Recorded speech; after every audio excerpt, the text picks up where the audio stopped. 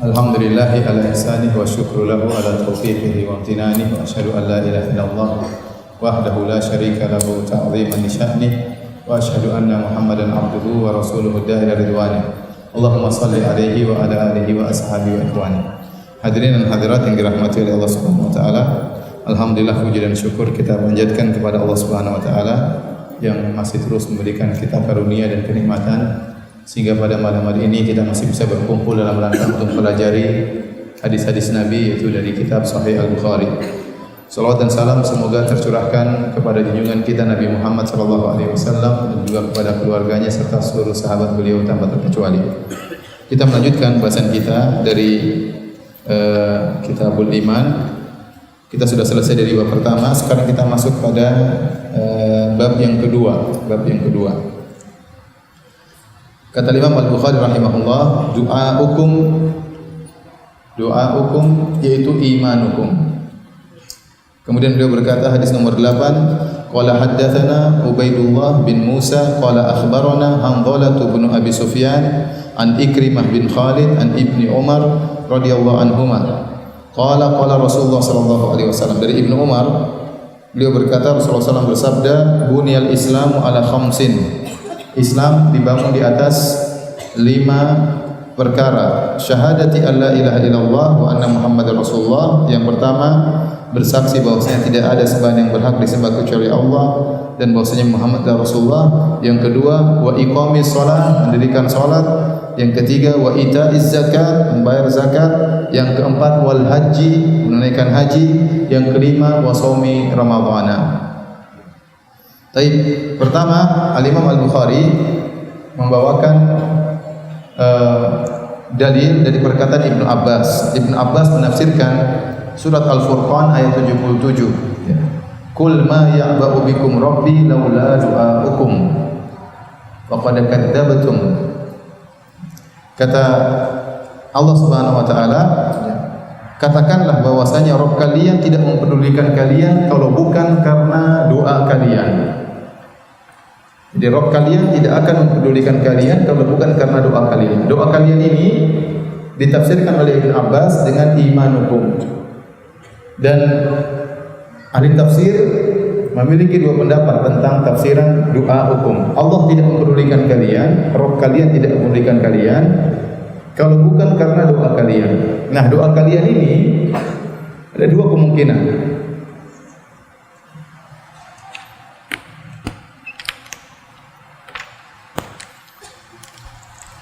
Doa hukum, kalau kita artikan doa kalian. Nah, dalam bahasa Arab ini masdar, namanya masdar. Masdar itu kata benda. Doa kalian. Nah, kalian ini bisa jadi ada 2 kemungkinan. Ada idhofatul masdar ila al-fa'il. Yang kemungkinan kedua, idhofatul masdar ila al-maf'ul bih. Ini pelaku, al-fa'il artinya pelaku, al-maf'ul artinya objek. Allah tidak mempedulikan kalian kalau bukan karena doa kalian, kalau bukan karena doa kalian. Atau melihat tadi surat Al-Furqan ayat berapa tadi?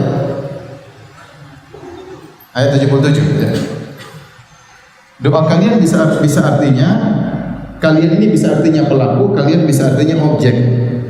Kalau bukan karena doa yang kalian lakukan. Kemungkinan kedua, kalau bukan karena doanya Allah kepada kalian. Doanya Allah kepada kalian artinya seruan Allah kepada kalian untuk beribadah kepada Allah semata. Berarti kalian di sini menjadi objek. Saya ulangi, ya. Doa kalian bisa 2 arti. Ini menurut ahli tafsir. Tafsir pertama, kalian itu maknanya adalah pelaku. Artinya kalau bukan karena doa yang kalian lakukan, itu berarti kalian adalah pelaku doa. Paham? Tetapi kalau tafsiran kedua disandarkan kepada maf'ul bih, kepada objek, berarti doa Allah kepada kalian. Apa maksudnya doa Allah? Doa itu seruan Allah. seruan Allah kepada kalian, kalian sebagai maf'ul bih, sebagai objek untuk mentauhidkan Allah Subhanahu wa taala. Paham atau tidak? Susah belajar agama ya? Enggak. Jadi ada dua kemungkinan. Paham? Paham. Dua kemungkinan semuanya paham. Kemungkinan pertama apa? Kemungkinan kedua apa? Kemungkinan pertama, kalian ini sebagai apa? Pelaku. Berarti doa yang kalian lakukan. Maksudnya apa? Kalau bukan kalau kalian pernah berdoa kepada Allah, orang-orang musyrikin dahulu, mereka itu dalam kondisi susah, mereka berdoa kepada Allah. Allah berfirman, "Wa idza raqibu fil fulki da'allaha mukhlishina lahuddin. Falamma najaa minal barri idza hum yusyrikun." Kalau mereka sedang berlabuh di lautan dengan ombak yang besar, mereka berdoa kepada Allah dengan ikhlas. Ternyata orang musyrik, ayat ini berkaitan orang musyrik. Ternyata kata Allah, kalian orang musyrik, kalian itu ternyata dalam kondisi tertentu beriman kepadaku. Kalian berdoa kepadaku waktu dalam kondisi apa? Kondisi genting. Tapi kemudian waktu kalian diselamatkan oleh Allah, kalian berbuat kesyirikan. Makanya Allah mengatakan setelah itu wa qad kadzabtum. Kalian kemudian mendustakan. Ya, ini tafsiran pertama. Tafsiran kedua, ya. Maksudnya kalau bukan Allah menyuruh kalian, doa artinya seruan. Kalau bukan Allah menyuruh kalian untuk mentauhidkannya. Sebagaimana firman Allah, "Wa ma khalaqtul jinna wal insa illa liya'budun." Tidaklah aku menciptakan jin dan manusia kecuali untuk beribadah kepada Allah, mentauhidkan Allah Subhanahu wa taala. Nah, Imam Al-Bukhari mengambil pendapat yang pertama, bahwasanya di pendapat Ibnu Abbas. Qala Ibnu Abbas berkata dalam ayat ini, doaukum yaitu imanukum. Doa kalian adalah iman kalian. Doa kalian pernah berdoa kepada Allah, wahai musyrikin, waktu dalam kondisi apa? Kondisi sulit kalian berdoa. Maksudnya apa? Imam Al-Bukhari ingin menjelaskan bahwasanya amalan termasuk iman. Ini semua muter-muter semua untuk membantah Murji'ah. Kita telah jelaskan pada pertemuan lalu, orang-orang Murji'ah berkata amal bukan bagian dari apa? Iman. Al-Imam Al-Bukhari membantah bahwasanya berdoa itu amal atau bukan? Amal. Itu adalah iman. Paham? Jadi Imam Bukhari pilih pendapat ahli tafsir yang pertama. Paham? Baik. Sekarang yang kedua, hadis yang kedua tentang bahwasanya bunyal Islam ala khams. Catatan pertama, antum lihat, antum bawa Sahih Bukhari atau tidak? Atau sudah hafal semuanya? Jadi kata Nabi SAW, bunyal Islam ala khams. Islam dibangun di atas 5 perkara. Yang pertama syahadatain. Yang kedua iqamis shalah. Yang ketiga ita'iz zakat. Yang keempat al-hajj. Yang kelima baru shaum Ramadan. Biasanya yang keempat apa? Haji. Yang keempat puasa. Baru yang kelima apa? Haji. Namun dalam riwayat ini, riwayat yang dibawa oleh Imam Al-Bukhari, haji nomor 4. Kemudian puasa baru nomor 5. Ini sang perawi meriwayatkan dengan makna. Sang perawi meriwayatkan dengan makna. Oleh karena dalam Sahih Muslim, Ibnu Umar memprotes, kata dia bukan begitu yang saya dengar dari Nabi. Jadi ada orang meriwayatkan dari Ibnu Umar bahwasanya Rasulullah SAW menyebutkan yang keempat haji, yang kelima puasa. Kata Ibnu Umar, bukan begitu saya dengar dari Nabi. Yang saya dengar dari Nabi, yang keempat puasa, baru yang kelima apa? Haji. Jadi yang dalam Sahih Bukhari periwayatan dengan makna. Ya. Kalau Al-Quran tidak boleh kita meriwayatkan dengan makna. Harus meriwayatkan dengan apa? Lafal. Kalau hadis, orang yang ahli bahasa Arab dan mengerti ilmu tentang syariat, dia boleh saja meriwayatkan hadis dengan makna. Dan ini dilakukan sampai para ulama sekarang. Terkadang mereka meriwayatkan hadis kemudian mereka berkata, "Oh kama qala Nabi sallallahu alaihi wasallam," atau sebagaimana sabda Nabi. Dia menyampaikan makna tidak persis lafal yang dibawakan oleh Nabi, tapi mirip dengan yang dibawakan oleh Nabi sallallahu alaihi wasallam. Tapi kalau Al-Qur'an tidak boleh. Tapi kalau hadis masih ada yang bolehkan, tapi tidak semua orang, harus ada persyaratan baru boleh meriwayatkan hadis dengan makna. Baik. Kenapa jihad tidak disebutkan? Ibnu Hajar menyebutkan dalam Fathul Bari, karena jihad adalah perkara yang tidak mesti selalu ada. Karena jihad bisa disyariatkan ya kalau telah terpenuhi persyaratan pada kondisi tertentu ya, berbeda dengan 5 rukun yang lainnya, 5 rukun Islam. Syahadatain, salat, zakat, puasa, haji, ini bisa dilakukan setiap tahun. Bisa dilakukan setiap saat. Setiap tahun ada orang haji, setiap tahun ada orang puasa, setiap hari ada orang salat, setiap tahun ada berzakat, setiap hari ada yang syahadatain. Adapun jihad, lihat situasi dan kondisi. Oleh karenanya tidak termasuk dalam apa? Rukun iman, rukun Islam. Oleh karena tidak boleh seorang menambah rukun Islam lebih daripada ini. Agama bukan dibangun dengan perasaan. Ya. Ada sebagian orang mengukur keimanan dengan sesuatu yang di luar daripada hal ini. Ya. Mohon maaf. Ada orang yang mengukur keimanan misalnya, kamu sudah berapa lama keluar berdakwah? Kalau dia bilang saya sudah setahun saya keluar berdakwah, wah imanmu tinggi sekali. Jadi seakan-akan ya keimanan diukur dengan keluar berdakwah. Ya. Kalau orang tidak keluar berdakwah, imannya kurang? Jawabannya tidak. Ya. Ini bukan, tidak ada rukun Islam ke-6 harus keluar berdakwah. Paham ya? Jangan sampai ditambah rukun Islam ini. Rukun Islam cuma berapa? Cuma 5. Baik hadirin, ini sudah saya hapus ya. Sudah belum? Tinggal foto aja, cerai. Sudah? Sudah ya.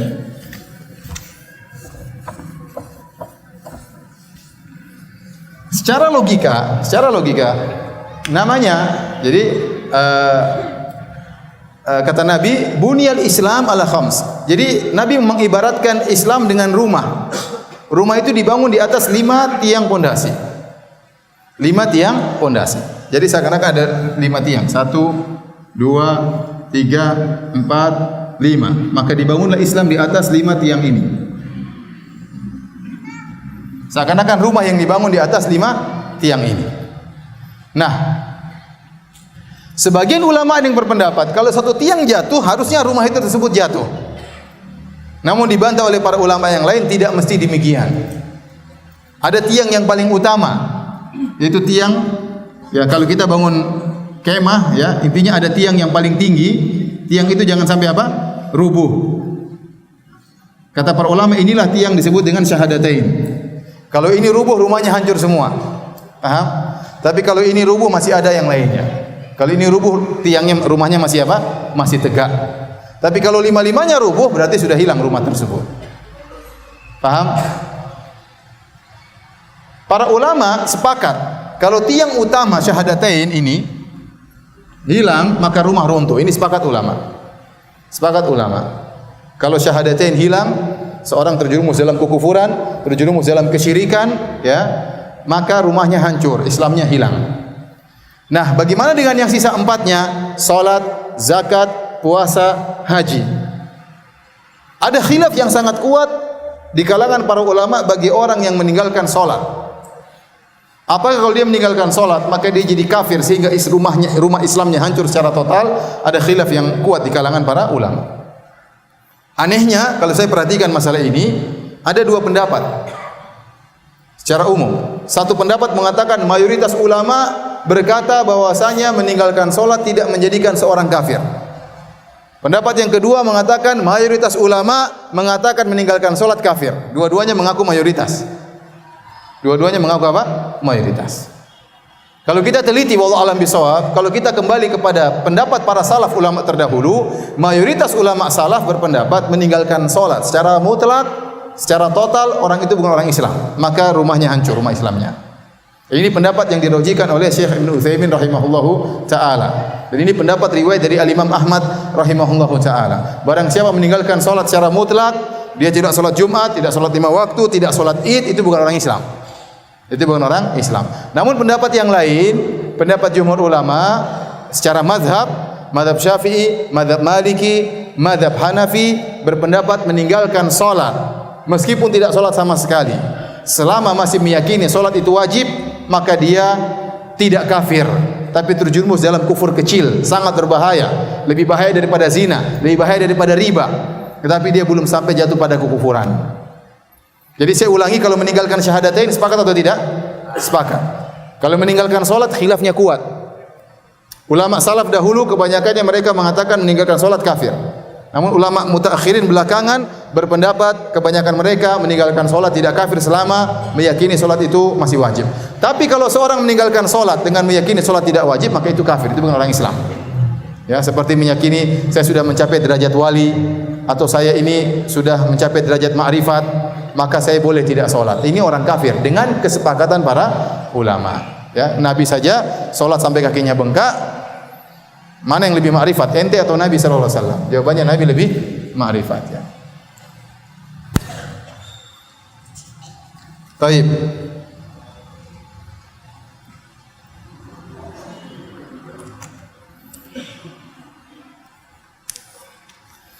Nah, sekarang kita perhatikan di sini, ya. Kalau saya gambarkan sebuah rumah ya. Seperti tadi ya, atau kemah atau rumah. Rumah tersebut misalnya bentuknya begini ya. Ada tiang utamanya.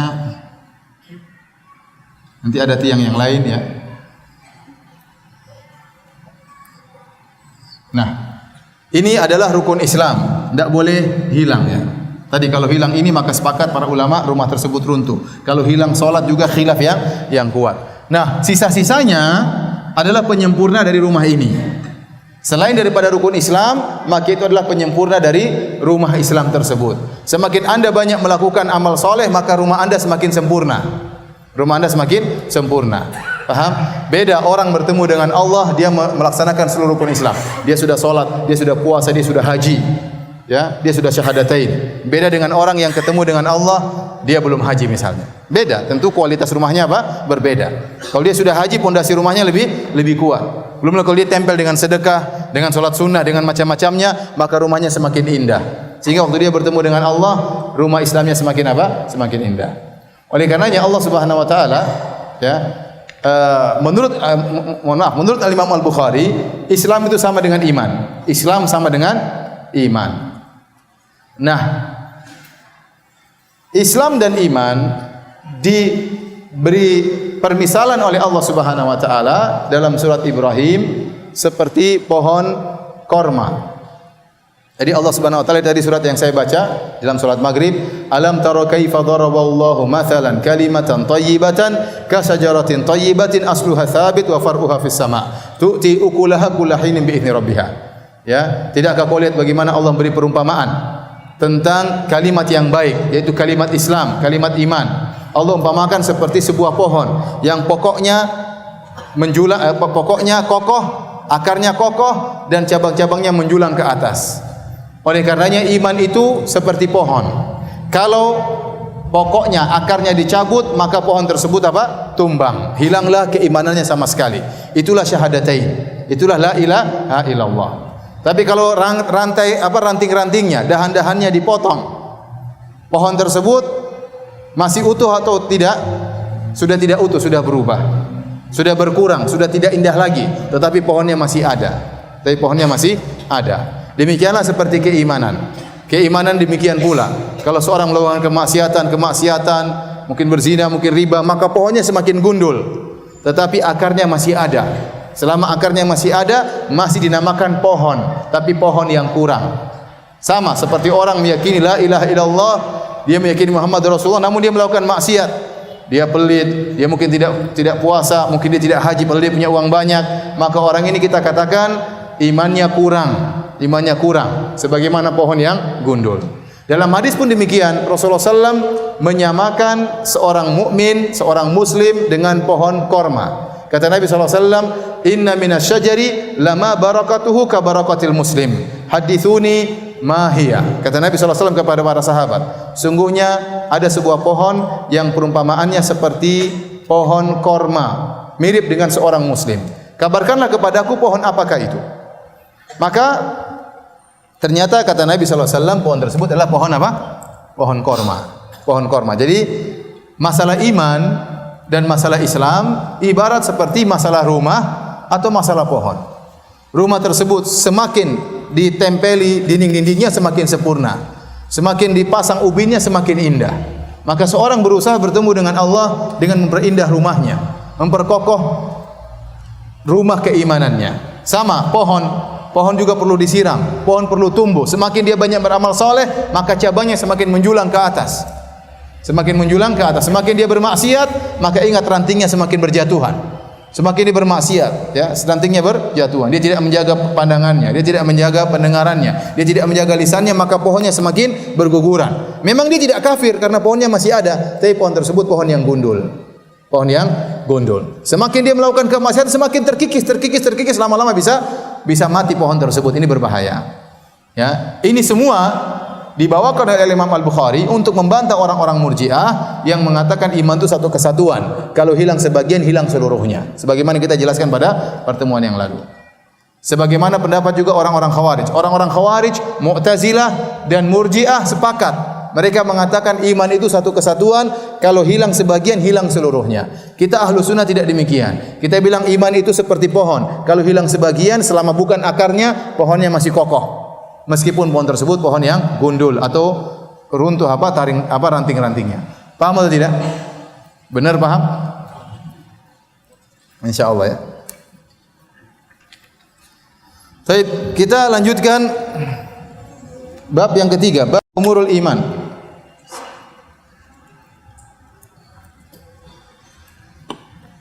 Kata Imam Al-Bukhari rahimahullah, wa qaulillahi ta'ala, umurul iman maksudnya khisalul iman, maksudnya perkara-perkara apa yang termasuk iman. Perkara-perkara apa sih yang termasuk iman? Ini rumah harus kita hiasi. Kita sudah punya 5 ini. Alhamdulillah banyak di antara kita sudah syahadatain, sudah salat, sudah zakat, sudah puasa, sudah haji. Sebagian kita mungkin masih kurang satu apanya? Kurang satu tiangnya. Tapi banyak di antara kita yang sudah lengkap apa? Tiangnya. Nah, rumah ini harus dihiasi. Nah, kita menghiasinya dengan iman-iman yang lain. Apa saja perkara-perkara iman? Banyak sekali. Oleh karena contohnya Al-Imam Al-Bukhari membawakan firman Allah wa qaulillahi ta'ala, dan firman Allah Subhanahu wa taala dalam surat Al-Baqarah ayat 177, kata Allah, laisal birra an tuwallu wujuhakum qibalal masyriqi wal maghribi walakinnal birra man amana billahi wal yawmil akhir wal malaikati wal kitabi wan nabiyyin. Bukanlah kebajikan kalian mengarahkan wajah kalian ke arah timur atau ke arah barat, tapi kebajikan yang sungguhnya itu orang beriman kepada Allah dan di hari akhirat, beriman kepada malaikat dan beriman kepada kitab-kitab dan beriman kepada para nabi. Rukun iman termasuk iman. Rukun iman apa? Iman kepada Allah, kepada malaikat, kepada kitab-kitabnya, para rasul ya. Ya, ini termasuk rukun iman. Kepada takdir, kepada hari kiamat. Kemudian di antara iman wa atal mala ala hubbihi dzawil qurba. Seorang memberikan hartanya yang dia cintai kepada karib kerabatnya, itu juga keimanan. Kalau Anda melakukan demikian, Anda ingin bantu misalnya kakak Anda suka barang ini. Anda punya misalnya mesin cuci yang bagus. Wah, kakak lagi butuh. Anda sayang mesin cuci ini. Anda kasih sama kakak Anda. Atal mala ala hubbihi. Dia memberikan hartanya padahal dia cinta kepada harta tersebut. Kepada siapa? Dzawil qurba, kepada karib kerabat. Maka rumah Anda ditempel dengan marmer yang indah. Paham? Tapi waktu Anda mau kasih, istri Anda bilang jangan. Sudah kasih aja mesin cuci yang bekas, yang sudah mau rusak itu biar kakak suruh perbaiki. Ya udah, Anda kasih jelek. Berarti Anda dikasih tegel murahan, paham? Tempel di rumah, paham? Paham atau tidak? Ya, kalau Anda yang punya marmer yang indah, berikan yang Anda cintai. Jangan hanya berikan perkara yang tidak dicintai. Makanya Allah mengatakan wa atal mala ala hubbihi. Dia memberikan harta yang dia cintai harta tersebut. Dia juga mungkin perlu harta tersebut, tapi dia ingin bantu karib kerabatnya. Dzawil qurba, ini termasuk keimanan. Wal yatama wal masakin, juga diberikan kepada anak yatim, diberikan kepada fakir miskin. Wa ibnas sabil, kepada orang yang sedang bersafar, musafir yang kehabisan bekal, dia tidak bisa pulang ke kampungnya, dia belikan tiket kamu pulang kampung. Dilanjutkan. Ya bantu ya. Wasairina wa fir riqab, demikian juga orang yang minta-minta, yang tidak memerlukan, benar-benar tidak mampu, kita hendaknya membantu orang tersebut. Wa fir riqab, demikian juga dia berikan hartanya kepada ar-riqab, kepada budak-budak. Entah dia bebaskan ya, entah dia merdekakan, dia bantu budak-budak tersebut. Di antara keimanan wa aqamas salat. Dia mendirikan salat. Semakin seorang memperbanyak sujudnya kepada Allah, semakin indah rumah Islamnya. Semakin indah rumah imannya. Semakin rindang pohon keimanannya. Dan dia harus memperindah rumahnya dan berusaha memperindang pohonnya agar dia bertemu dengan Allah dengan kualitas iman semaksimal mungkin. Ya. Jadi kalau dia perbanyak salat, terbanyak sujud, apa kata Nabi sallallahu alaihi wasallam? Ya. Lantas judas innaka lantas jud sajdatan illa rafa'aka Allahu biha darajah wa hatta anka biha khati'ah. Tidaklah kau sujud dengan satu sujud saja kecuali Allah akan angkat derajatmu dan Allah akan hilangkan dosa-dosa. Semakin kita banyak sujud, semakin tinggi. Oleh karena tatkala ada seorang sahabat datang kepada Nabi, "Ya Rasulullah, ya Rasulullah, saya minta kepada engkau murafaqataka fil jannah. Saya ingin menemani engkau di surga." Kata Nabi, "Awa ghairu dzalik?" Apa tidak ada permintaan yang lain? Kata dia, "Huwa dzak." Saya ingin itu saja. Ingin menemani engkau di surga. Ini permintaan berat. Kalau nemani Nabi di surga berarti kan tingkatannya tinggi, ya. Ya. Kalau nemani kita mungkin di bawah enggak apa-apa. Nemani surga di atas ya. Nanti jangan bilang saya mau menemani ustaz di surga. Jangan bilang ingin menemani ustaz di surga. Pertama, ustaznya belum tentu masuk surga. Yang kedua, kalau mau surga pun bukan surga setinggi Nabi sallallahu alaihi wasallam. Maka apa kata Nabi sallallahu alaihi wasallam? Fa inni ala nafsika bi kathrati sujud. Kalau kau ingin menemani aku di surga, bantulah aku akan mohon kepada Allah, tapi kau harus banyak sujud. Kau harus banyak apa? Sujud. Harus banyak salat sunnah. Seorang biasakan diri untuk apa? Salat sunnah. Ya, sampai salat itu menjadi qurratu ainin, sampai menjadi penyujuk hati kita. Kita harus biasakan salat. Biasakan salat qabliyah, biasakan salat ba'diyah, biasakan salat duha. Pasti ada waktu. Jangan alasan enggak punya waktu. Ya akhi, cuma 2 rakaat. Apa susahnya? Kalau ada waktu lagi 4 rakaat. Salat witir 3 rakaat. Kalau belum bisa 3 rakaat, 1 rakaat enggak apa-apa. Kalau tidak bisa sebelum subuh, salat sebelum tidur. Biasakan sering salat. Hobi, bikin hobi untuk apa? Salat sampai kita merasa kita butuh dengan salat. Ya. Sehingga apa? Rumah kita indah. Wa ataz zakat. Demikian juga membayar zakat. Ini juga dari keimanan. Orang yang bayar zakat rumahnya semakin indah. Kalau tidak bayar zakat rumahnya semakin berkurang. Ya. Wal mufuna bi ahdim idza ahadu. Demikian juga orang-orang yang menunaikan janjinya tatkala mereka berjanji. Wasabirina fil ba'sa'i wad dharra'i wa hinal ba's. Demikian juga orang yang bersabar tatkala mengalami kesulitan, tatkala mengalami penderitaan. Seorang mengalami penderitaan, kemudian dia bersabar, rumahnya semakin indah. Pohonnya semakin rindang. Kapan dia mulai mengeluh, kapan dia mulai mencak-mencak, kapan dia mulai maki-maki, maka rumahnya semakin berkurang keindahannya. Ranting-ranting pohonnya semakin apa? Berguguran. Jadi kalau kita ingat kita ingin punya rumah yang indah, maka kita harus bersabar. Ulaika alladzina shadaqu wa ulaika humul muttaqun. Mereka itu orang-orang yang imannya jujur dan mereka orang yang bertakwa. Demikian juga Imam Al-Bukhari menyebutkan contoh-contoh cabang-cabang keimanan dalam surat Al-Mu'minun. Qad aflahal mu'minun. Sungguh beruntung orang yang beriman. Siapa mereka? Allah lanjutkan, alladzina hum fi salatihim khashi'un. Kalau Anda salat khusyuk, berarti rumah Anda indah, rumah Islam Anda indah. Kalau Anda enggak khusyuk, ya kurang indah ya. Alladzina hum fi salatihim khashi'un walladzina hum 'anil lagwi mu'ridun walladzina hum lizakati fa'ilun walladzina hum li furujihim hafizun illa 'ala azwajihim aw ma malakat aymanuhum fa innahum ghairu malumin faman ibtagha wara'a dzalika fa ulaika humul 'adun walladzina hum li amanatihim wa ahdihim ra'un walladzina hum 'ala salawatihim yuhafizun ulaika humul warithun alladzina yarithunal firdausa hum fiha khalidun. Dalam surat Al-Mu'minun ayat pertama dan seterusnya. Itu di antara ranting-ranting keimanan, cabang-cabang keimanan, dahan-dahan keimanan. Tadi kita sebutkan salat yang khusyuk, kemudian berpaling dari hal yang sia-sia, anil lagwi mu'ridun, ada kumpul-kumpul enggak ada manfaatnya dia enggak datang. Dia meninggalkan orang-orang tersebut, orang-orang kumpul main gaple, ketawa ketiwi enggak ada manfaatnya, dia enggak datang. Tidak datangnya dia memperindah rumah Islamnya. Ya, memperindah rumah Islamnya. Kemudian dia menjaga kemaluannya, dia tidak terjerumus dalam perzinahan dan yang lainnya. Kemudian dia menunaikan memperhatikan amanatnya, kemudian dia juga menjaga salatnya. Baik, kita lanjutkan hadis yang berikutnya, hadis yang ke-9. Hadis yang ke-9.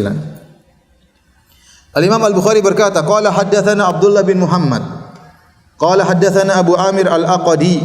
Qala haddatsana Sulaiman bin Bilal. An Abdullah bin Dinar an Abi Saleh an Abi Hurairah radhiyallahu anhu anin Nabi sallallahu alaihi wasallam.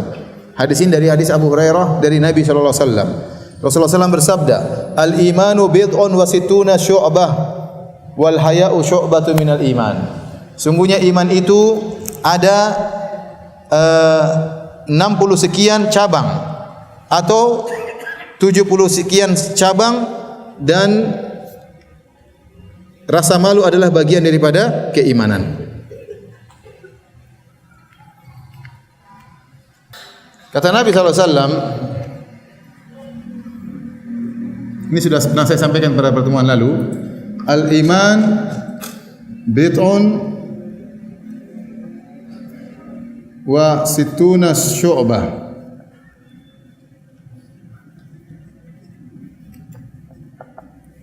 Dalam riwayat yang lain sab'una, 60 atau 70 cabang.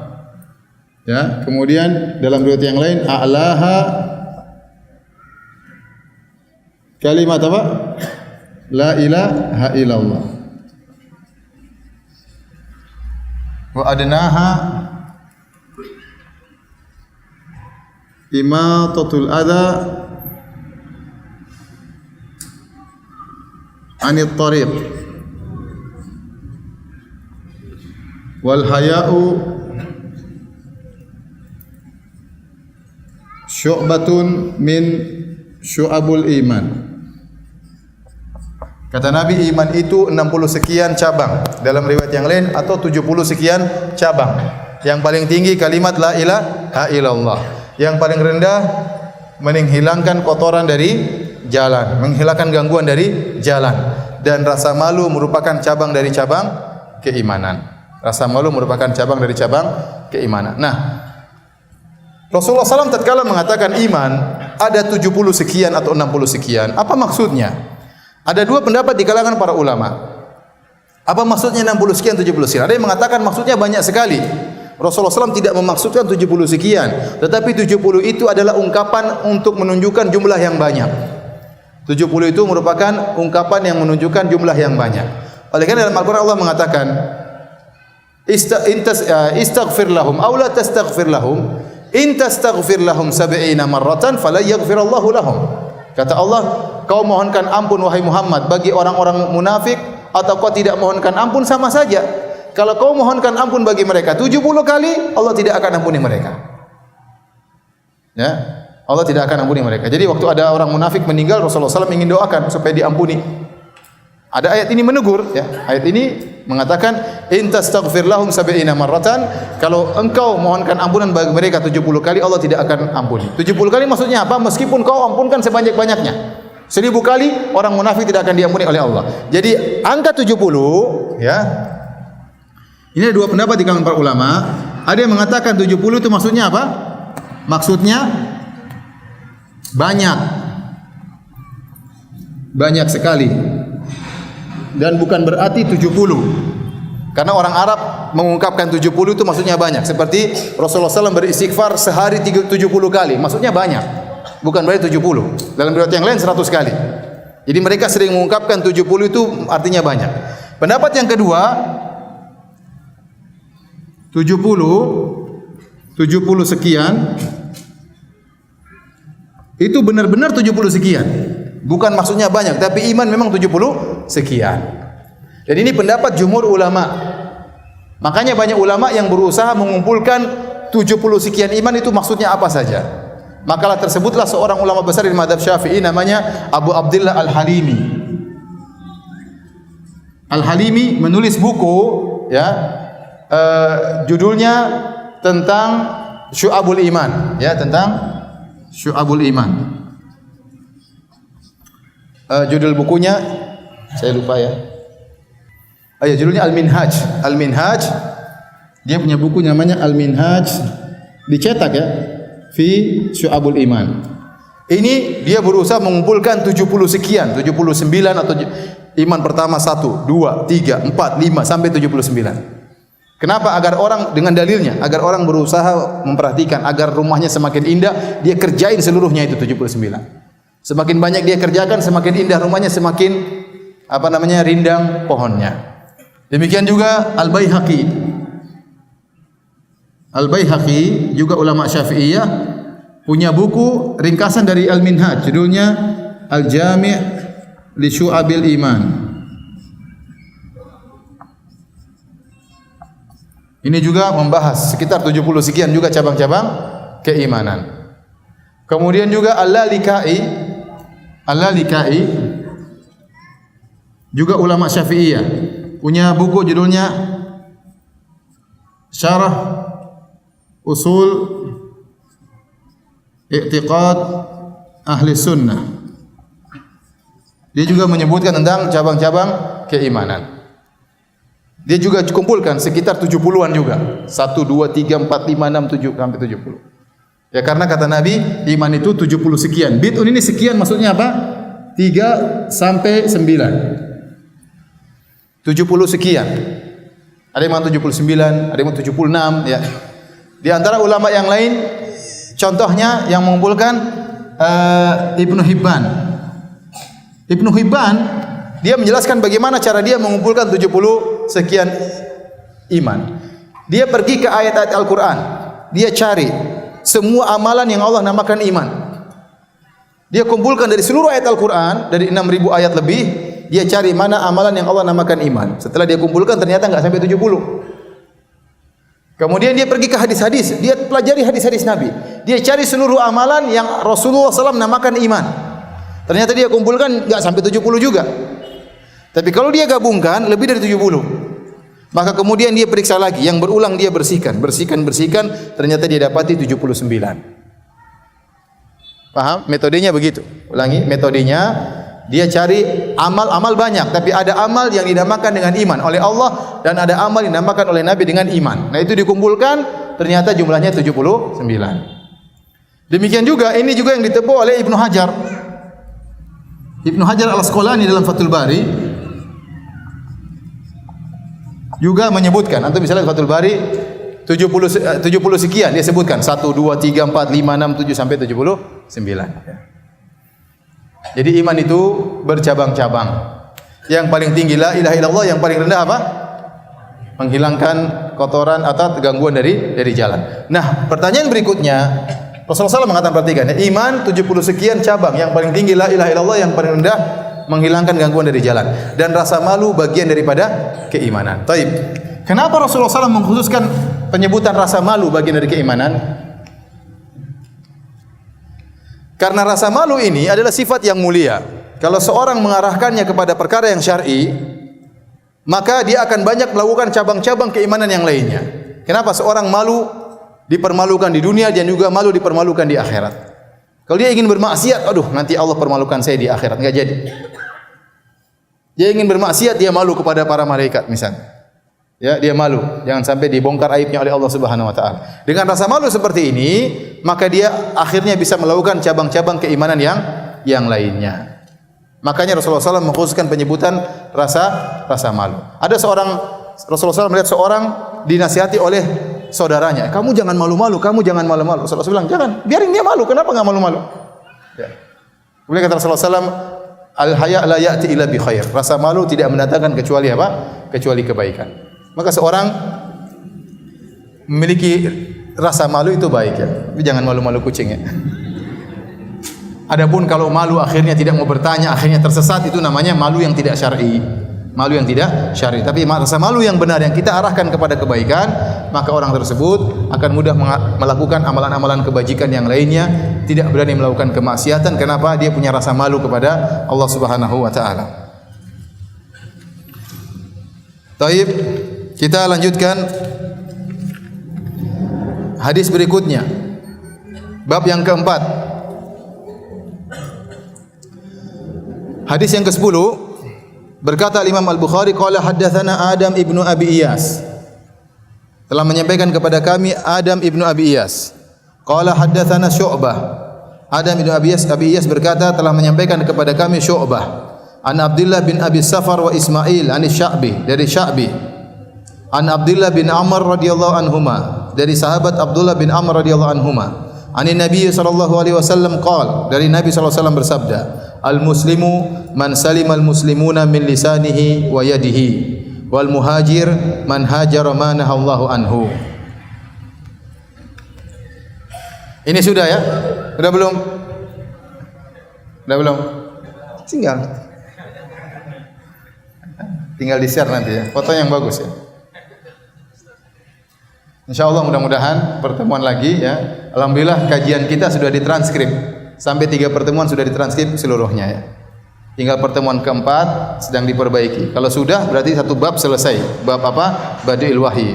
Mudah-mudahan kalau pertemuan berikutnya bisa dikopikan dan dibagi-bagi kepada antum ya. Antum yang malas-malas catat bisa ada catatannya. Baik, saya hapus ya. Baik. Belajar tuh enggak gampang ya ikhwan. Antum dengan saya mana yang lebih capek? Saya apa antum? Ya. Lebih capek siapa? Antum tinggal diam aja, tinggal ngantuk tidur. Saya lebih capek daripada antum ya. Oleh karenanya belajar juga capek, mau jadi ustaz juga apa? Capek ya. Mau tahu-tahu langsung pintar gimana? Enggak mungkin ya. Innamal ilmu bitta'allum. Kata Nabi, ilmu itu diperoleh dengan apa? Belajar. Kalau enggak belajar tahu-tahu ilmu laduni ya. Tinggal bakar apa namanya? Bakar Quran kemudian diminum ya. Hafal Quran syaratnya enggak boleh kentut. Kalau kentut hilang nanti.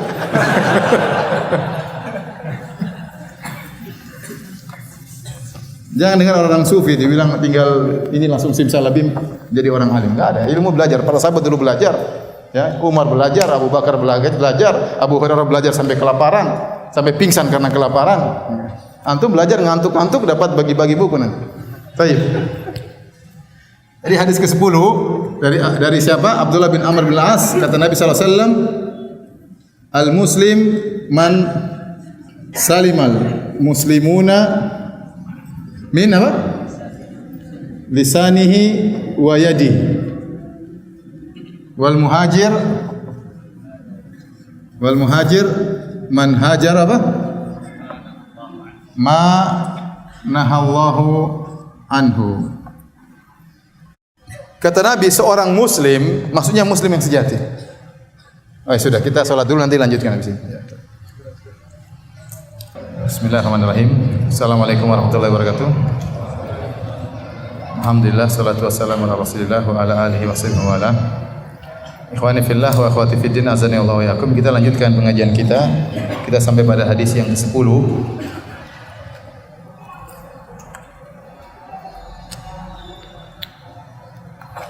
Kata Rasulullah sallallahu alaihi wasallam, al-muslim man salima al-muslimuna min lisani wa yadihi. Seorang muslim yang sejati adalah seorang yang kaum muslimin selamat dari gangguan lisannya dan tangannya. Seorang muslim yang sejati adalah seorang yang kaum muslimin selamat dari gangguan lisannya dan tangannya. Ya. Disebutkan kenapa dikatakan dia muslim yang sejati, karena dia telah mengumpulkan antara hak Allah dengan hak sesama manusia. Di antara hak yang minimal kepada saudara kita tidak mengganggunya.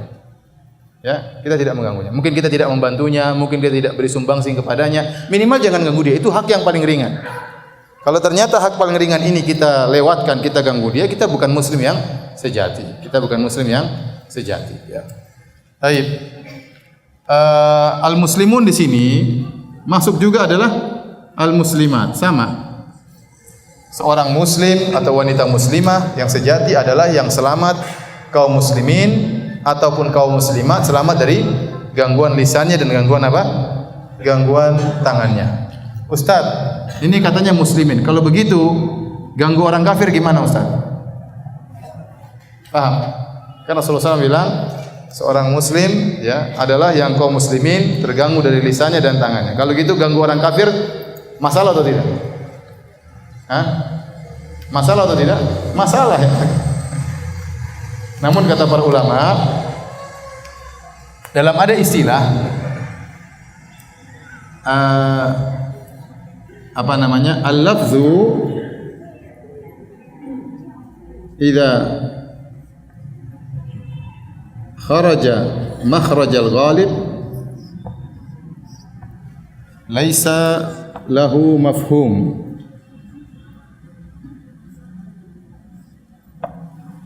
Kalau ada lafal dia datang dalam karena ini kebanyakannya seperti ini, maka tidak ada mafhum mukhalafahnya. Contohnya sederhananya, kata Rasulullah SAW, ma asfala minal ka'bain minal izar fa finnar. Misalnya apa yang ada di bawah mata kaki dari sarung maka di neraka. Ada kalimat dari sarung. Ada yang mengatakan, Ustaz kalau gitu kebalikannya, kalau bukan sarung enggak apa-apa dong? Enggak. Itu namanya kharaja makhrajal ghalib. Karena kebanyakan orang-orang Arab dahulu sering pakai apa? Sarung. Bukan berarti kalau selain sarung enggak apa-apa. Paham? Paham atau tidak? Itu namanya keluar karena secara ghalib. Maka suatu yang keluar secara keumuman, umumnya seperti itu, maka tidak ada mafhum mukhalafahnya. Antum mengerti mafhum mukhalafah atau tidak? Mafhum mukhalafah ini seperti ini. Idza balagal ma'u qullataini lam yahmil khabath. Seandainya air telah mencapai 2 kullah itu kira-kira 200 liter. Kalau kemasukan najis maka tidak ternajisi. Ada hadis seperti itu. Ya, kalau ada air jumlahnya, volumenya sudah 2 kullah 200 liter, kemasukan najis maka air tersebut tidak ternajisi. Mafhum mukhalafahnya kebalikannya apa? Berarti kalau airnya kurang dari 2 kullah terkena najis, ternajisi atau tidak? Ternajisi. Itu namanya mafhum mukhalafah. Dalam istilah usul fikih namanya mafhum mukhalafah. Ya. Lafal berarti kalau bukan begini hukumnya sebaliknya. Kalau bukan begini hukumnya sebaliknya. Nah, kalau lafal tersebut ternyata dia didatangkan karena kebanyakan seperti itu, maka tidak ada mafhumnya. Seperti tadi, sarung yang di bawah mata kaki di neraka. Jangan dipahami berarti kalau bukan sarung, mafhumnya tidak mengapa. Kalau celana enggak jadi masalah, ya. Kita katakan itu tidak ada mafhum mukhalafahnya karena lafal tersebut dikeluarkan oleh Nabi karena kebanyakan orang-orang Arab pakai apa? Sarung tatkala itu. Paham? Contoh, dalam ayat Al-Quran mengatakan, ya ayyuhalladzina amanu la ta'kulur riba adha'afan mudha'afah. Wahai orang-orang yang beriman, janganlah kalian memakan riba yang berlipat-lipat ganda.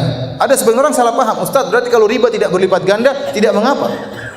Kalau riba 50% kan belum berlipat ganda. Kapan berlipat ganda? Kalau keuntungannya 100%. Ya. Dia menyatakan ini berarti ada kebalikannya, tidak mengapa kalau tidak berlipat ganda. Ini dibantah oleh para ulama. Ini namanya kharaja makhrajal ghalib. Kebanyakan orang makan riba itu untungnya berlipat-lipat, bertambah lagi. Bukan berarti kalau tidak bertambah, kalau bertambahnya tidak sampai 100% tidak apa-apa. Jangan dipahami demikian. Ya, makanya Allah menyebutkan wa in tubtum falakum ru'usu amwalikum. Kalau kalian sudah bertobat dari riba, maka kalian hanya boleh mengambil modalnya. Berarti segala keuntungan itu harus dikembalikan. Ini menunjukkan keuntungan riba meskipun sedikit tetap dosa besar. Saya ingin menyampaikan seperti ini namanya kharaja makhrajal ghalib. Suatu lafal yang didatangkan karena memandang kebanyakan praktek seperti itu, maka tidak ada mafhum mukhalafahnya. Sampai sini paham? Ini istilah usul fikih ya. Antum paham atau tidak? Yang begini cuma sedikit ya. Mau diulang? Diulang ya. Contoh. Nabi SAW mengatakan, "Idza walagal kalbu fi ina'i ahadikum." Kalau ada anjing yang kemudian minum dari bejana kalian. Ya.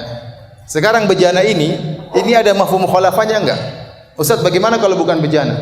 Ustaz, bagaimana kalau ternyata kasur? Ustaz, bagaimana kalau sepeda dijilat anjing? Paham? Rasulullah SAW menggunakan lafal bejana. Apakah bejana ini ada mafhum mukhalafahnya atau tidak? Bagi yang berpendapat bejana ini hanya sekedar contoh. Karena kebanyakan anjing kalau jilat bejana, enggak jilat kasur. Paham? Makanya tidak ada mafhum mukhalafahnya. Karena jangan disangka berarti kalau bukan bejana tidak najis. Itu namanya mafhum mukhalafah. Mafhum mukhalafah itu berarti sebaliknya. Mafhum mukhalafah itu artinya apa?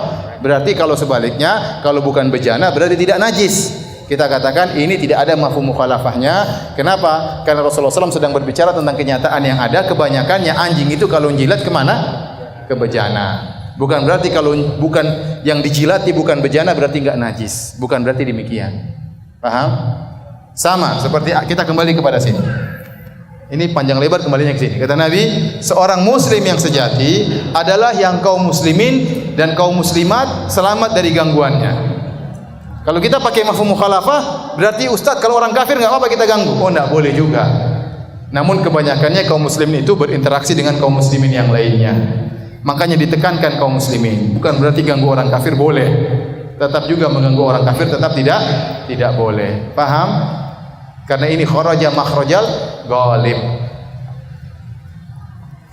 Terus Rasulullah SAW sebutkan lisan. Kenapa lisan didahulukan daripada tangan? Karena lisan ini lebih gawat daripada tangan. Lisan itu bisa menyakiti orang yang sudah meninggal dan juga orang yang sedang hidup atau orang yang akan datang bisa dia sakiti. Anakmu nanti jadi penjahat, itu berarti kan menyakiti orang yang belum lahir, atau tidak? Lisan itu bisa menyakiti orang sudah lama. Oh, nenek moyangmu kurang ajar. Berarti dia menyakiti orang-orang yang sudah meninggal. Atau orang di hadapan dia, meskipun jauh. Dia di Jakarta, dia bisa menyakiti orang di Irian Jaya. Di Papua, orang itu brengsek. Sana yang tinggal di Papua. Dia bisa menyakiti orang di Amerika. Apalagi sekarang media sosial begitu kuat. Dengan lisannya dia bisa menyakiti siapa saja. Adapun tangan, jangkauannya terbatas. Kita hanya bisa mukul orang depan kita. Kalau sudah 10 meter, nggak bisa sampai-sampai. Paham? Makanya didahulukan penyebutan lisan daripada tangan, karena lisan itu meskipun kecil jangkauannya panjang dan sangat produktivitasnya kuat. Ya, tangan lama-lama capek, lisan 2 jam ngomong nggak capek-capek. Ya, paham? Kalau tangan antum goyangkan 2 jam, nggak sampai 2 jam sudah capek. Makanya lisan itu meskipun kecil tapi dia sangat berbahaya. Maka dia didahulukan penyebutannya daripada tangan. Kenapa Rasulullah SAW tidak mengatakan qaul? Seorang muslim yang sejati adalah yang kaum muslimin selamat dari perkataannya. Tapi Rasulullah SAW mengatakan dari lisannya. Kenapa Rasulullah tidak mengatakan perkataannya? Karena kata para ulama bisa jadi gangguan dengan lisan, tidak baik kata-kata. Misalnya dia menjulurkan lisannya mengejek. Tidak ada suara keluar, tapi dia mengejek dengan menjulurkan apa? Lisannya. Dosa atau tidak? Dosa, sama. Paham? Kenapa disebutkan tangan? Karena di antara anggota tubuh yang paling sering beraktivitas adalah apa? Tangan. Paham? Baik. Kita lanjutkan level yang kedua. Wal muhajir, dan orang yang berhijrah yang sesungguhnya man hajara ma nahallahu anhu, yaitu orang-orang yang meninggalkan apa yang dilarang oleh Allah Subhanahu wa taala. Itulah muhajir yang sungguhnya. Sekarang ada istilah kita hijrah. Itu istilah yang benar. Berhijrah dari maksiat menuju ketaatan kepada Allah. Itu istilah yang benar, hijrah. Ya. Kenapa kata para ulama, Ibnu Hajar menyebutkan kenapa dikatakan al-muhajir, muhajir yang sesungguhnya, orang yang berhijrah yang sesungguhnya adalah yang meninggalkan apa yang dilarang oleh Allah, agar untuk mengingatkan bahwasanya berhijrah itu bukan hanya sekedar pindah tempat. Pindah tempat dituntut. Seorang tinggal di negara kafir, kemudian dia pindah ke negara muslim, itu dituntut dalam Islam. Ya. Tetapi bukan hanya sekedar perpindahan yang dituntut dalam syariat, tapi setelah dia berpindah, dia harus meninggalkan perkara-perkara yang diharamkan oleh Allah. Baru dikatakan dia berhijrah yang sesungguhnya. Jadi berhijrah bukan hanya sekedar pindah tempat. Pindah tempat dituntut plus harus meninggalkan yang dilarang oleh Allah Subhanahu wa taala. Itu namanya al-muhajir, yang berhijrah yang sesungguhnya. Kemudian juga kata Ibnu Hajar, maknanya juga ini dalam rangka untuk memberi hiburan kepada kita-kita. Karena di zaman dahulu ada hijrah dari Mekah menuju Madinah. Setelah Mekah ditaklukkan oleh kaum muslimin dalam peristiwa Fatu Makkah, kota Mekah menjadi negara Islam. Kata Nabi, la hijrata ba'dal fath. Tidak ada hijrah lagi setelah Fatu Makkah. Kenapa? Dahulu orang-orang berhijrah dari Mekah, tinggalkan Mekah karena negeri kafir, pindah ke Madinah. Setelah Mekah dikuasai oleh negeri kaum muslimin, maka tidak perlu berhijrah, karena hijrah itu dari negeri kafir ke negeri kaum muslimin. Paham?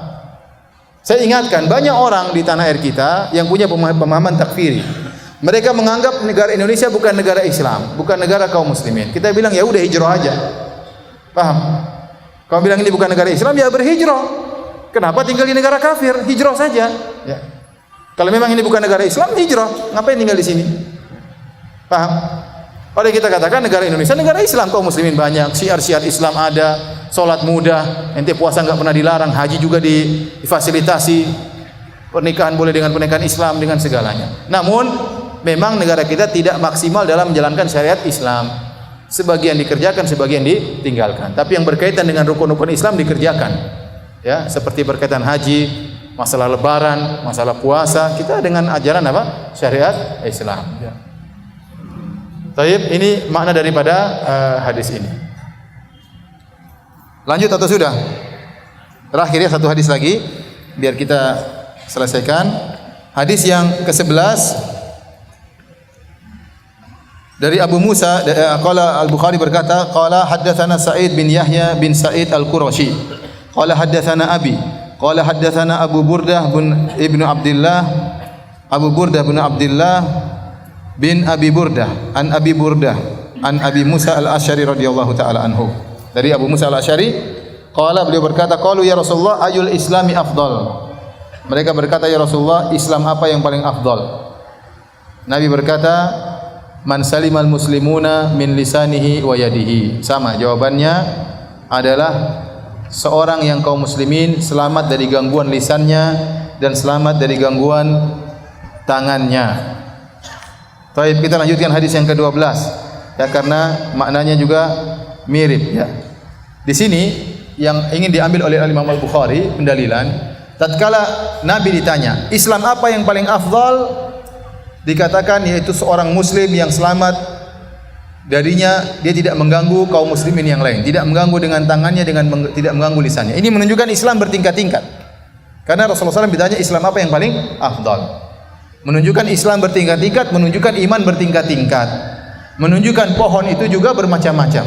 Ada pohon yang rantingnya banyak, ada pohon yang tumbuh subur, ada pohon yang rindang dan ada pohon yang tidak rindang.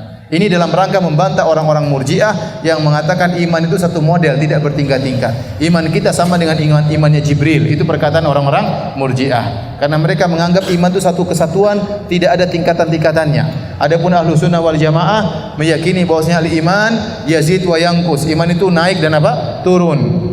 Yazid bi taat, bertambah dengan ketaatan, wa yanqus bil ma'asi, dan turun iman dengan kemaksiatan-kemaksiatan.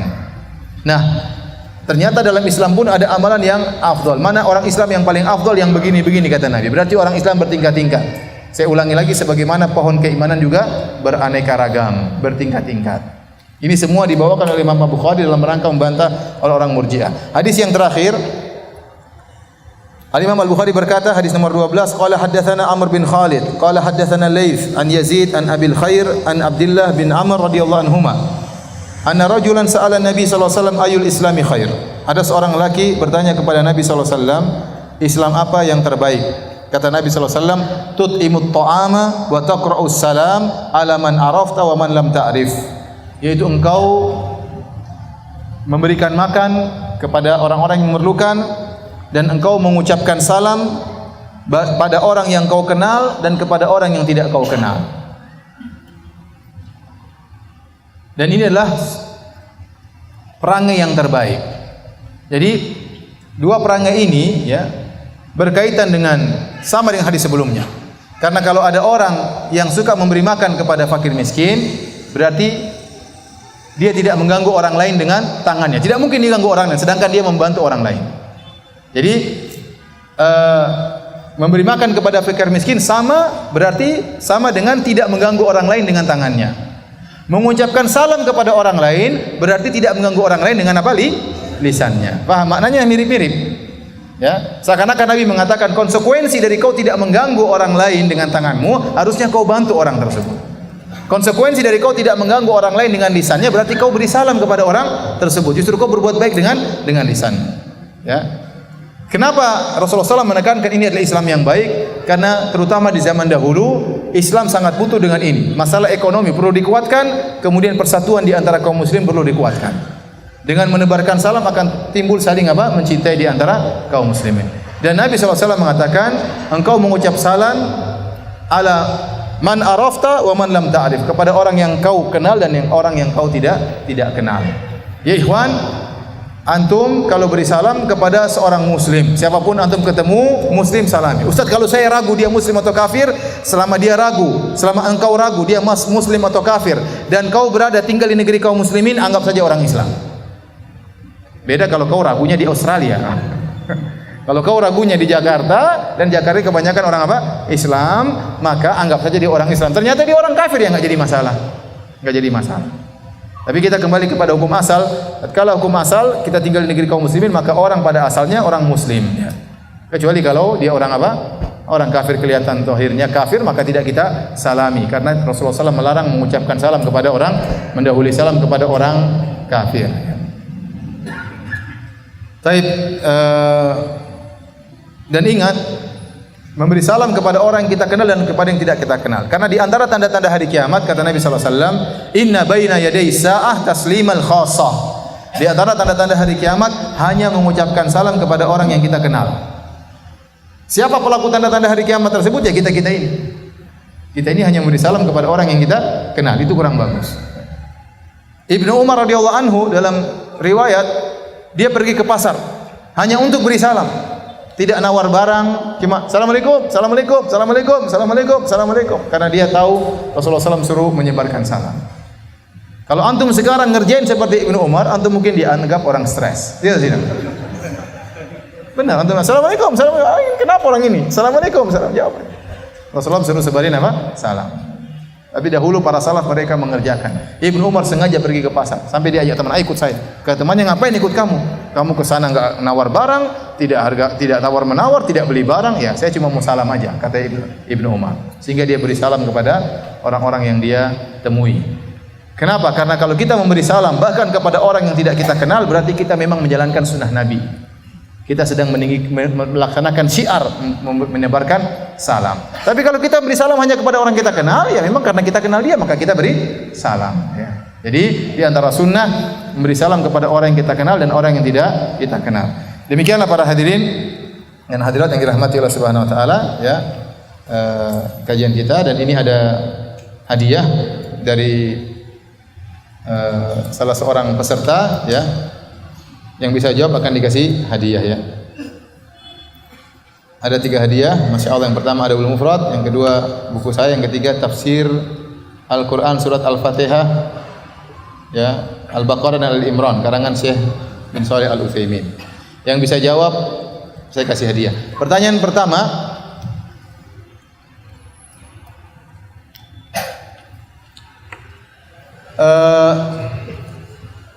siapa yang bisa sebutkan satu hadis saja dari hadis-hadis yang kita baca tadi? Meskipun terjemahannya saja. Coba berdiri. Ya.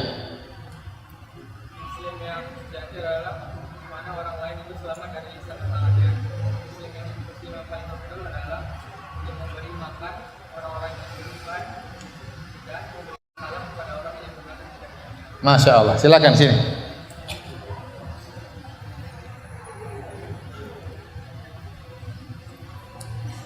Ini yang paling besar, ya. Oh ya. Pertanyaan kedua, siapa yang bisa sebutkan lafal Arabnya? Silakan berdiri, Pak. Iya. Iya, berdiri. Silakan. Silakan. Ya dari situ aja, teriak yang keras. Silakan. Apa? Hadis mana saja, yang penting bahasa Arabnya. Al-Muslim.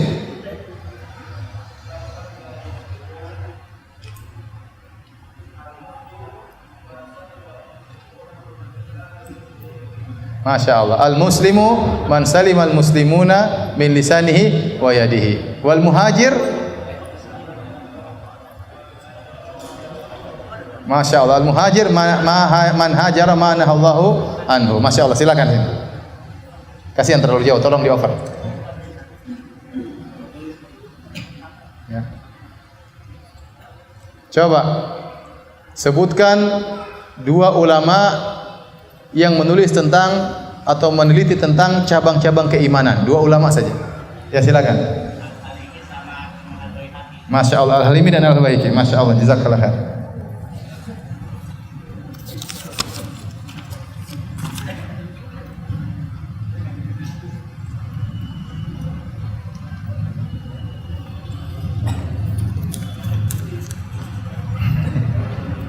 Ustadz, apa faedahnya terhadap penjelasan dan penjabaran keimanan yang dilakukan oleh masing-masing ulama? Ulama dahulu memberi penjelasan tentang iman dan ulama setelahnya pun juga. Ini membingungkan kita-kita.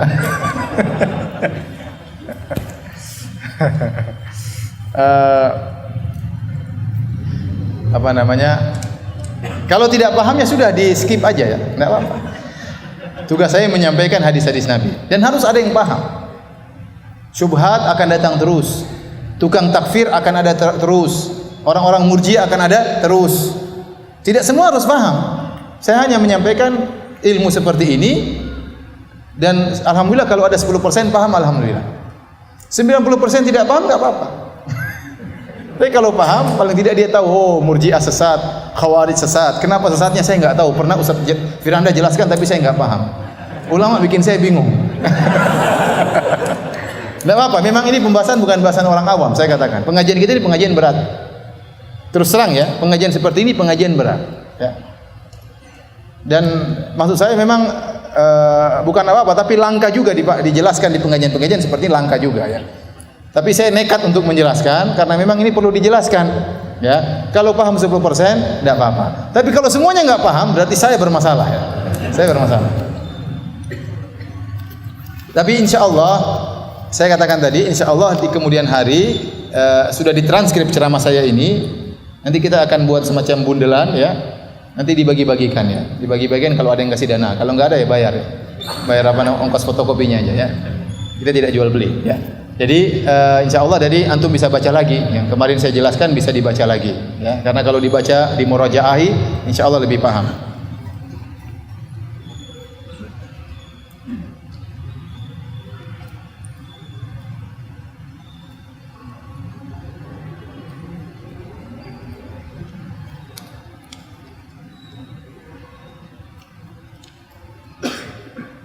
Bagaimana jika seorang yang baik sering berbuat sesuatu amalan yang dapat memperindah keimanannya? Hanya saja ada satu rukun Islam yang belum dipenuhi sampai akhir hayatnya, yaitu haji, karena keterbatasan biaya. Apakah orang tersebut membawa rumah keimanan yang tidak sempurna di hadapan Allah?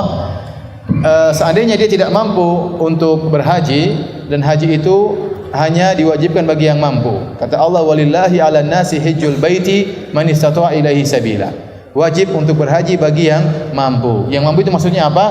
Mampu, dia punya duit untuk berhaji, dan dia punya duit untuk dia tinggalkan bagi anak istrinya yang hendak dia tinggalkan.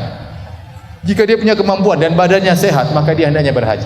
Kalau dia tidak mampu, badannya tidak sehat, uangnya ada, dia suruh orang lain hajikan. Ternyata dia sakit dan sakit tersebut tidak bisa sembuh-sembuh menurut dokter, dan dia tidak mungkin berangkat haji. Dia mampu dengan harta, fisik tak mampu, bayar orang suruh untuk apa? Hajian. Kalau ternyata dia tidak mampu, hanya mampu semangat, tapi duit enggak ada, ya, maka tidak mengapa, tidak wajib baginya. Mudah-mudahan rumah keimanannya tetap apa? Sempurna. Yang jadi masalah rumah keimanan yang menjadi tidak indah kalau dia mampu namun dia tidak berhaji. Contohnya dia punya duit ada tapi dia tunda-tunda terus. Ya nanti kalau saya sudah umur 50 baru saya hajian. Baru umur 42 dia sudah tewas. Akhirnya tidak sempat hajian. Padahal uangnya sudah ada. Orang seperti ini yang jadi masalah. Tapi kalau tidak, dan banyak di antara kita tidak mau berhaji, ya. Adapun yang mampu untuk haji, daftar, ya, nunggu 20 tahun, subhanallah. Baru 5 tahun dipanggil Allah Subhanahu wa taala. Tapi orang yang seperti ini sudah daftar, insya Allah sudah dicatat pahala haji, karena dia sudah berusaha. Allah membedakan antara orang yang berusaha dengan tidak berusaha. Jadi maksud saya, Anda yang belum mampu untuk berhaji, tapi berusaha memperindah rumah Anda, insya Allah rumah Anda tetap indah. Adapun satu tiang tersebut yang tidak ada, dimaafkan oleh Allah Subhanahu wa taala karena Anda memang tidak mampu. La yukallifullahu nafsan illa wus'aha. Allah tidak membebani di luar kemampuan.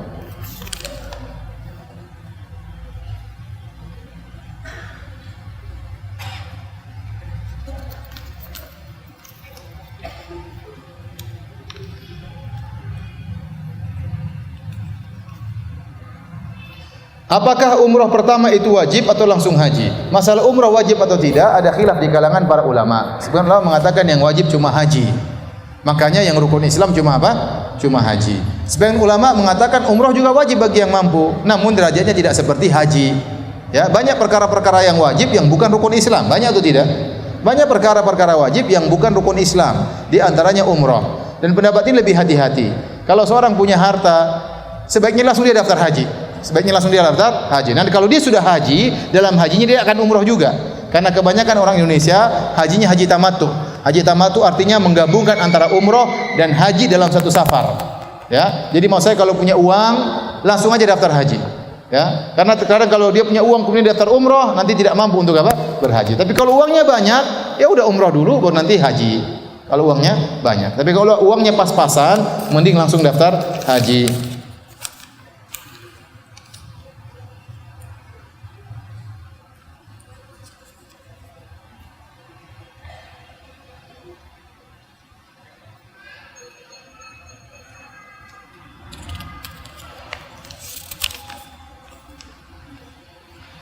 Ustaz, adakah batasan berapa kali seseorang diizinkan bolak-balik kembali ke agama Islam dengan alasan apapun?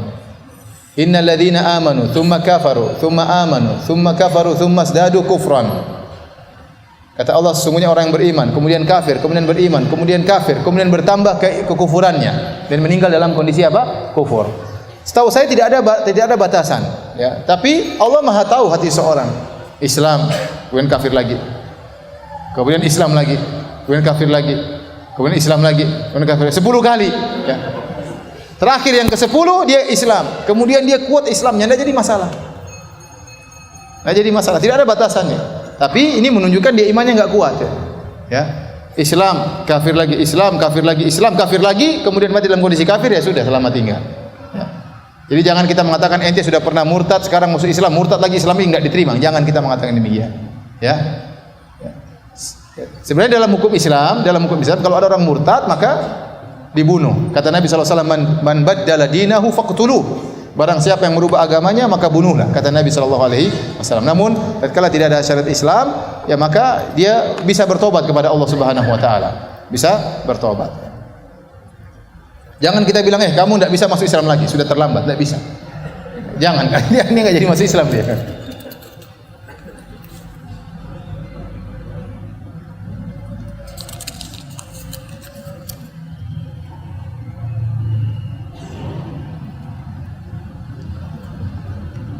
Apakah melihat aurat wanita yang bukan mahram dan bersentuhan dengannya walaupun tidak sengaja bisa mengurangi kuatnya iman? Kalau bisa mengurangi, bagaimana mencegahnya? Iya, kita melihat aurat yang diharamkan oleh Allah itu mengurangi keimanan kita, ya. Tatkala kita bersendirian kemudian kita melihat halal yang haram itu mengurangi keimanan kita. Dan kita sadar akan hal tersebut, bahwasanya kita sedang bermaksiat kepada Allah Subhanahu wa taala. Makanya waktu Rasulullah SAW ditanya, "Anil ismi," apa itu dosa? Kata Nabi SAW, "Al-ismu," dosa itu ma haka fi sadrika wa karihta an yattali 'alaikan nas. Ya, dosa itu apa yang menggelisahkan hatimu dan kau tidak ingin orang lain melihat yang sedang kau lakukan. Jadi itu namanya dosa, dan semua dosa akan mengurangi apa? Keimanan. Ya, semakin sering kita lakukan semakin gugur ranting-ranting keimanan kita. Ya. Caranya kita bertobat kepada Allah Subhanahu wa taala. Ustaz, lebih baik mana antara salat sunnah qabliyah di rumah tapi tidak mendapatkan saf terdepan seperti salat wajib dengan salat sunnah qabliyah di masjid dan mendapatkan saf terdepan saat salat wajib? Jadi mana yang lebih bagus, salat sunnah di rumah qabliyah tapi enggak dapat salat saf pertama, atau salat sunnah di masjid qabliyah agar mendapat saf pertama? Saya rasa lebih bagus yang kedua. Ya, lebih bagus yang kedua karena saf pertama luar biasa pahalanya. Jadi masalahnya antum di sini harus lebih rajin daripada orang di Arab Saudi. Kalau orang Arab Saudi dengar azan, saya di Arab Saudi dengar azan dikumandangkan, maka saya ke toilet, kemudian saya mungkin buang air, kemudian saya berwudu, kemudian saya jalan dengan santai menuju masjid, saya masih salat sunnah, saya masih berdoa, saya masih bisa baca Quran, masih dapat rakaat saf pertama. Kalau antum mustahil begitu. Dengar azan, antum ke toilet sudah enggak dapat saf pertama. Makanya saya bilang orang Indonesia harus lebih rajin daripada orang Arab Saudi. Kenapa? Karena jarak antara adzan dan iqamah terlalu cepat. Cuma 5 menit, kadang 4 menit langsung apa? Qomat. Padahal apa fungsi adzan? Fungsi adzan memanggil, hayya 'ala shalah, ayo salat. Ya orang baru dengar dia baru siap-siap, ya. Tapi orang Indonesia harus siap-siap sebelum ada adzan. Makanya saya katakan Indonesia harus lebih rajin daripada orang Arab, ya. Makanya tidak apa-apa antum salat sunnah. Rasulullah SAW pernah salat sunnah juga di masjid. Memang lebih afdal, kata Nabi SAW, afdalu salatil mar'i fi baitihi ilal maktubah. Sebaik-baik salat seorang hamba adalah di rumahnya, kecuali salat 5 waktu di masjid, ya. Tapi kenyataannya kita susah menjalankan hal demikian, ya. Oleh karenanya lebih baik datang sebelum azan, begitu dikumandangkan azan antum salat qabliyah, qomat antum di saf yang pertama.